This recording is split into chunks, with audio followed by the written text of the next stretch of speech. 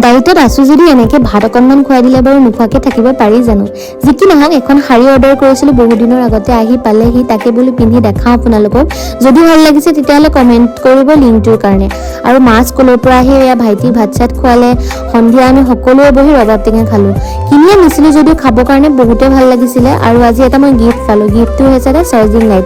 দেউতা ওলাই গৈছিলে বাহিৰত, সেইকাৰণে দেউতাই পাই পেলাই মোৰ কাৰণে লৈ আহিলে। আৰু সন্ধিয়া খালোঁ ইয়াত চিকেন চালাড আৰু নৰ্মেল ভেজিটেবল, আৰু মাহঁতে খালে এয়া চিকেন ভাত। তাৰপিছত খাই পেলাই গ'লোঁ আইতাহঁতৰ ঘৰত আৰু মস্তি অলপ কৰিলোঁ। আৰু ভাইটি এইবোৰ তাত গৈ কি কৰি আছে চাওকচোন।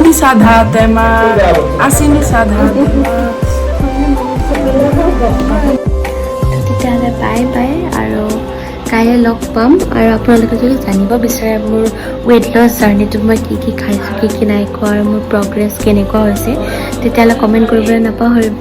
ত' গুড নাইট।